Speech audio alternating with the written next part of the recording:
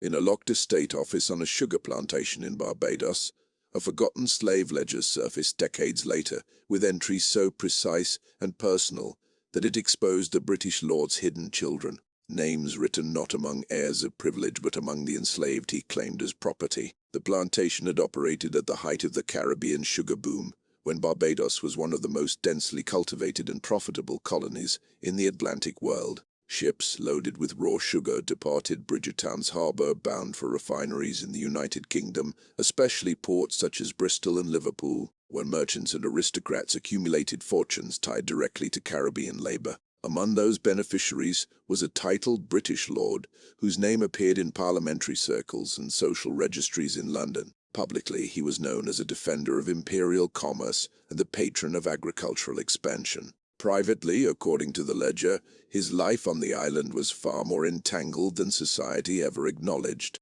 The ledger itself was ordinary in appearance, thick pages bound in warm leather, margins ruled carefully to record inventories of enslaved men, women, and children. It listed ages, occupations, health conditions, and appraised values in pounds sterling. Such books were essential tools of plantation management, transforming human beings into assets calculated for profit and inheritance. Yet in this volume several entries stood out. Next to certain children's names, a small mark appeared in the margin, an initial repeated with quiet consistency. That initial matched the lord's family name. At first glance, the notation could be dismissed as coincidence. Plantation registers often included initials indicating purchase source or labor classification. But a closer reading revealed something unsettling. The children marked with the lord's initial shared physical descriptions unusually detailed for standard accounting. Notes referenced lighter complexions, education in basic literacy, and occasional residence near the great house rather than in the main quarters. One entry described a young boy as favored and not to be sold. Another listed a girl's value as deliberately left blank. The timing of these entries corresponded with the lord's extended stays in Barbados during the early 19th century. Though his primary residence remained in Britain, estate letters confirm his presence on the island for months at a time overseeing sugar production. In London drawing rooms he was praised for strengthening colonial revenue during a period of political change. Yet the ledger suggests that his influence extended beyond economics into intimate relationships, obscured from public record. In the rigid hierarchy of Caribbean plantation society, relationships between white masters and enslaved women were both common and shrouded in denial. Children born from such unions inherited the status of their mothers, legally enslaved regardless of paternal identity. The law protected property rights, not paternal acknowledgement. If a British aristocrat fathered children with enslaved women, those children could remain listed as assets unless formally manumitted. Public recognition risked scandal, especially for a man holding title and influence within British political circles. The ledger's most revealing section appeared near the back, where financial summaries were recorded. Beside routine calculations of sugar output and slave valuations, there were unexplained deductions labeled as private instruction and maintenance beyond customary allotment. Cross-referencing dates with estate correspondence preserved in Britain indicates these payments aligned with periods when specific children reached schooling age. No official family documents from the lord's household mention additional heirs. As abolitionist sentiment gradually gained strength within Britain, public scrutiny of slaveholding intensified. Debates within the British Parliament challenged the morality of ownership, while aristocratic families sought to protect reputations and compensation claims. For a British lord to have acknowledged enslaved children openly would have complicated both inheritance and public standing. Silence was safer. Ledgers remained private instruments of control, not confessions. The discovery of this particular ledger occurred generations later when researchers cataloguing estate papers in Barbados encountered irregular marginalia. Scholars compared the initials to signatures in the lord's personal correspondence held in London archives.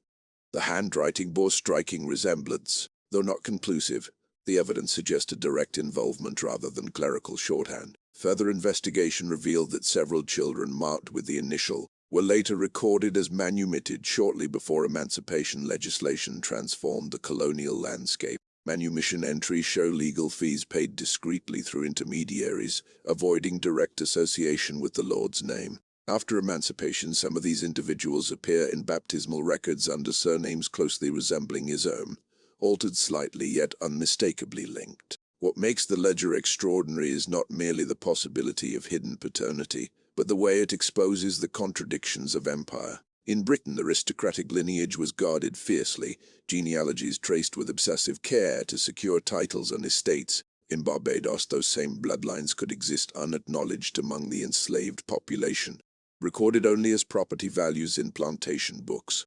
The revelation forces uncomfortable questions. How many other ledgers contain similar marginal marks waiting to be interpreted? How many aristocratic families benefited from colonial exploitation while concealing intimate ties to those they enslaved? The British Empire documented sugar exports and shipping insurance with precision, yet the emotional and familial consequences of slavery often remain buried within private records. Today, historians examining Barbados's plantation archives confront this ledger as both evidence and symbol. It demonstrates how systems designed for economic accounting inadvertently preserve traces of personal truth. A British lord may have controlled his public narrative in London society, but in the margins of a slave ledger his hidden children were written into history, not as heirs of title, but as entries in a book meant to measure human worth in currency. The pages remain fragile, ink fading yet legible. Each line a reminder that beneath the grand narratives of empire and aristocracy lay lives intertwined across boundaries of race and status. The slave ledger that exposed a British lord's hidden children does more than reveal scandal. It illuminates the quiet intersections of power, secrecy, and humanity that shaped Barbados during the age of sugar and slavery. As researchers continued to study the ledger, patterns began to emerge that could not be explained by routine plantation bookkeeping. The entries were too deliberate, too careful in their wording. In early pages, the enslaved population was listed in rigid columns with standardized descriptions such as field hand, boiler, carpenter, child, elderly, fit for labor, unfit for labor. But midway through the volume, the tone shifted subtly. Certain children were described with unexpected detail, their temperament noted, their aptitude for reading mentioned, their placement within domestic spaces recorded with unusual specificity. It was in these small deviations that the truth began to surface.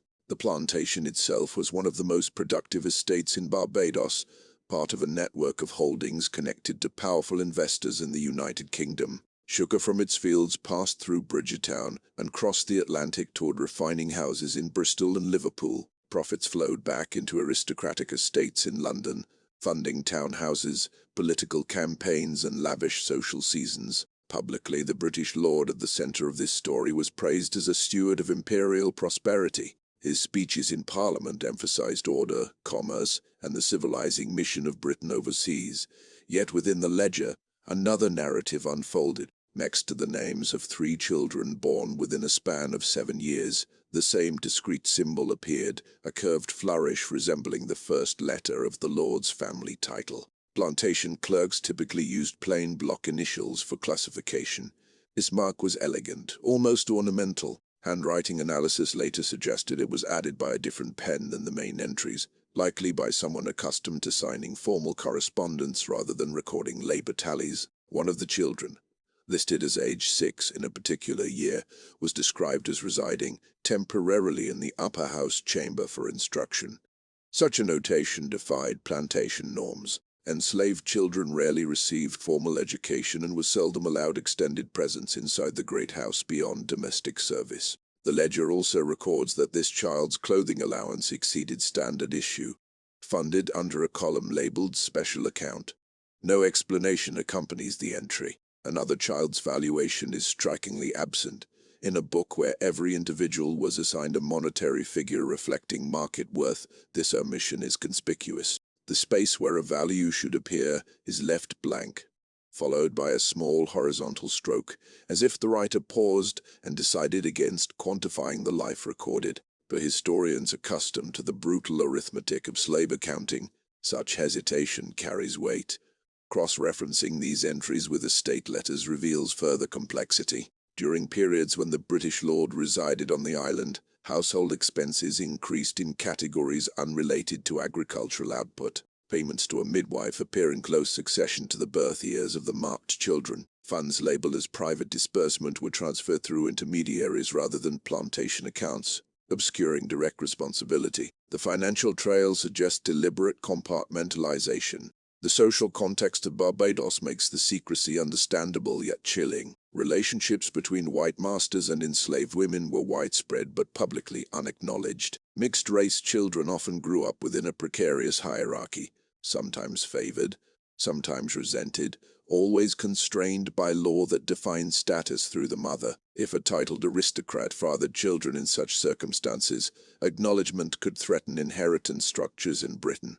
Titles and estates depended on legitimate lineage. Admitting enslaved offspring would complicate succession and invite scandal in elite circles tied to the British Parliament. The ledger shows that at least 2 of the mobbed children were later manumitted before general emancipation. The manumission records, filed in local courts, list the petitioner as an unnamed benefactor acting through a plantation attorney.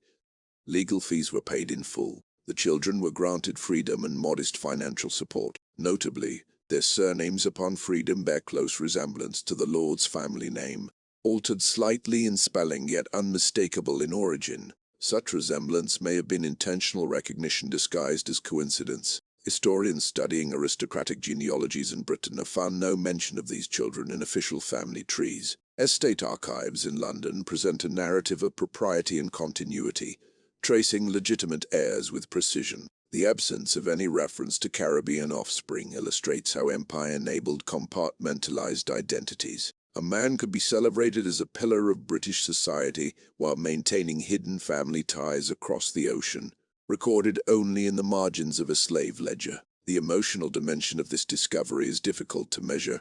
For descendants of enslaved communities in Barbados, the ledger represents both validation and pain. It confirms what oral history has long suggested, that bloodlines crossed rigid boundaries even as laws denied equality. It also reveals the depth of hypocrisy embedded within colonial power structures. Children fathered by a British lord were legally enslaved, their worth calculated in pounds and shillings, unless privately liberated at his discretion. The ledger challenges assumptions about archival silence. While aristocratic correspondence may omit inconvenient truths, economic records sometimes preserve them inadvertently. Plantation bookkeeping demanded accuracy in tracking births and labor capacity. In attempting to maintain control, the system created documentation that centuries later exposes concealed relationships. As scholars continue analyzing the volume, they debate intent. Did the Lord mark those entries as a quiet act of paternal acknowledgement, knowing the ledger might never leave the estate office? Or was the notation a private reminder of responsibility he could not publicly claim? The ambiguity deepens the story rather than resolving it. What remains undeniable is that the slave ledger transformed abstract discussions of empire into personal revelation. It showed that beneath debates over tariffs and abolition lay intimate human entanglements. In Barbados, amid rows of cane and the relentless logic of profit, a British lord's hidden children were written into history not as heirs to a title, but as property in the book meant to measure ownership. And it is within those fragile pages that their existence, once concealed from polite society, can no longer be erased. By the time emancipation reshaped colonial law in the 1830s, the world that had produced the ledger was beginning to fracture, yet its secrets remained embedded in paper. Plantation economies in Barbados adjusted to apprenticeship systems and later wage labor, but ownership patterns changed less dramatically than public rhetoric suggested. Compensation claims were filed meticulously by slaveholders across the Caribbean, and payments authorized through the British Parliament transferred vast sums to former masters in the United Kingdom. In London society, aristocratic families emphasized narratives of lawful transition and financial prudence. Very few acknowledged the intimate human histories entwined with their colonial wealth. The British lord at the center of the ledger controversy never publicly addressed the existence of enslaved children connected to his estate. His speeches in Parliament focused on trade stability and orderly reform. Obituaries published years later in newspapers circulating in London praised his service to empire and made no mention of Caribbean family ties. Official genealogies preserved in aristocratic archives trace legitimate heirs through marriage alliances and inherited titles with unwavering confidence. The silence is complete, yet in Barbados, the ripple effects of those ledger entries extended beyond accounting. The children who had once been listed as property under marginal initials grew into adulthood during a transitional era. Records show that two of them acquired small parcels of land after emancipation, property modest in size but symbolically powerful. Their surnames, bearing faint resemblance to the Lord's own, appeared in parish registers not as assets but as free persons. Baptismal entries describe literacy levels uncommon among newly freed laborers, suggesting early education consistent with the ledger's notations of instruction in the Great House. Descendants of these individuals later recounted family stories of a powerful white benefactor who ensured their freedom while denying them public recognition. Some narratives portray him as conflicted, constrained by class expectations in Britain. Others frame him as calculating, protecting reputation, while avoiding moral accountability. The truth likely lies somewhere between those portrayals. Empire allowed compartmentalization. A man could father children in one hemisphere and maintain respectability in another, sustained by oceans and social codes that enforced separation. Modern historians approaching the ledger confront uncomfortable implications. It complicates simplistic portrayals of planter society as uniformly detached from the people they enslaved. It also exposes the depth of inequality embedded in legal frameworks that define children by maternal status regardless of paternal identity. The British legal doctrine ensured that these children were born into bondage, even if their father belonged to the highest ranks of aristocracy. Only deliberate manumission could alter that condition, and even then, recognition remained partial and indirect. The ledger has become a focal point in broader discussions about archival truth. Plantation books were never intended as moral testimony. They existed to regulate labor, secure profit, and protect inheritance. Yet in their margins they preserve fragments of private realities that elite correspondence omitted. Where aristocratic letters maintain polished narratives of honor and governance, economic records sometimes reveal contradictions, too practical to erase. In recent years, researchers comparing estate accounts in Barbados with family papers in Britain have uncovered subtle alignments. Dates of increased remittances from Caribbean holdings coincide with educational expenses recorded discreetly in British household budgets. A sudden trust established for a distant relation appears in the same year one of the ledger-marked children reached adulthood. None of these clues provide explicit confession, yet together they form a pattern suggesting quiet responsibility managed through financial channels rather than acknowledgement. The significance of this discovery extends beyond one lord or one plantation. It illustrates how slavery intertwined bloodlines across racial and social boundaries while maintaining rigid hierarchies in law and public identity. It challenges the romanticized image of aristocratic lineage as pure and insulated from colonial realities. It also affirms the resilience of those whose lives were reduced to entries and property books, yet who later reclaimed identity through freedom and family memory. Today the ledger is preserved under controlled conditions, its pages fragile but legible. Scholars continue to analyze handwriting, ink composition, and contextual records in hopes of strengthening the evidentiary chain. For descendants in Barbados, it represents tangible acknowledgement of ancestors whose stories were once dismissed as rumor. For historians in Britain, it poses difficult questions about the selective preservation of family history and the ethics of archival silence. The slave ledger that exposed the British lord's hidden children stands as both document and indictment. It reminds us that empire operated not only through ships and statutes, but through intimate relationships shaped by power imbalance. It reveals how public honor could coexist with private contradiction, and it demonstrates that even within systems designed to commodify human lives, traces of truth endure in ink, waiting for a future generation willing to read between the lines and confront what polite society once refused to see. As the years passed and the British Empire recast its image from slave-holding power to abolitionist pioneer, the ledger remained buried within estate archives, its implications dormant but not destroyed. In Britain, public memory emphasized legislative milestones and moral awakening. Speeches commemorated emancipation as evidence of national virtue. Aristocratic families connected to Caribbean plantations adapted their narratives accordingly, presenting themselves as reformers who had guided colonies through orderly transition. In stately homes across the United Kingdom, portraits of titled ancestors hung undisturbed, their wealth rarely traced openly to sugar estates in Barbados. Yet history is rarely as controlled as those who attempt to curate it.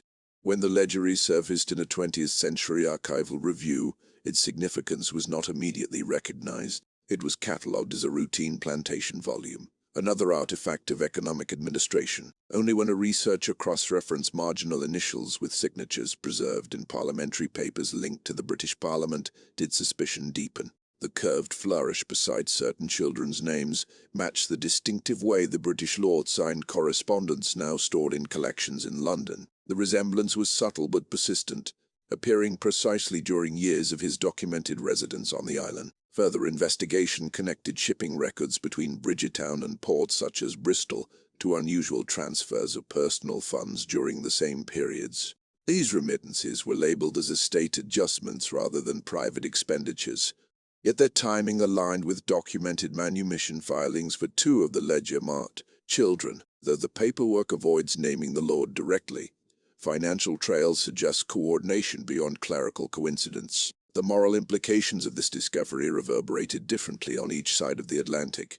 In Barbados, descendants of freed families saw confirmation of long-held oral traditions. Stories passed down through generations had described an unnamed aristocrat who ensured selective education and freedom for his mixed-race children while maintaining public silence. The ledger validated those accounts not as folklore but as archival evidence. In Britain, the reaction was more restrained. Aristocratic archives often prioritize lineage purity and political accomplishment. The acknowledgement that a titled figure fathered children who were legally enslaved complicates narratives of honor. It challenges assumptions that abolition represented clean moral rupture rather than gradual transformation within families directly entangled in slavery's intimate realities. The ledger also forces a deeper reckoning with law. Under British colonial doctrine, status followed the mother. Children born to enslaved women inherited bondage automatically, regardless of paternal rank. That legal framework enabled men of power to engage in exploitative relationships without risking inheritance disputes at home. The system protected titles while condemning children to commodification.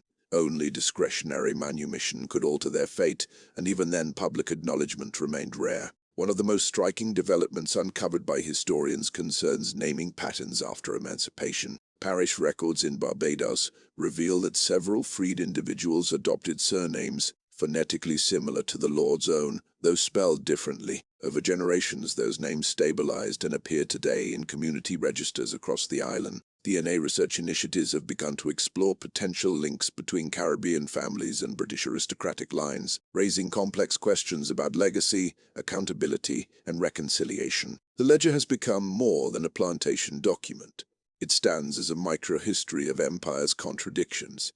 It captures how power functioned simultaneously as public authority and private secrecy. It reveals how children could be both acknowledged and denied within the same inked page. It demonstrates that while Parliament debated morality in distant chambers, the lived reality of slavery blurred the boundaries between ruler and ruled in ways society preferred not to discuss. As scholars continue to interpret the volume, they emphasize caution.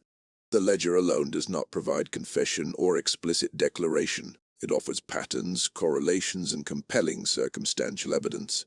Yet in historical research, patterns carry weight, especially when reinforced by financial records and oral testimony. The convergence of documentation suggests intentional marking rather than accidental notation. The broader significance lies in what this story teaches about archives themselves. Official histories often privilege formal speeches, legislative acts, and title genealogies. Plantation books, by contrast, were utilitarian instruments never intended for moral scrutiny. Yet their very mundanity preserved truths elite narratives obscured. In the margins of a ledger designed to measure sugar output and labor capacity, hidden family ties endured. Today, the ledger is studied not only by historians but by communities seeking ancestral recognition. It reminds us that empire was not an abstract system of trade routes and policies. It was a network of human relationships shaped by inequality and secrecy. It left descendants on multiple continents whose shared origins were concealed by law and custom. The slave ledger that exposed a British lord's hidden children ultimately challenges the boundaries of belonging. It asks whether lineage is defined solely by public acknowledgement or also by blood unrecognized. It exposes how silence can be as deliberate as proclamation, and it affirms that even within structures built to erase individuality, traces remain, waiting for careful readers to piece together lives once confined to the narrow columns of a plantation book.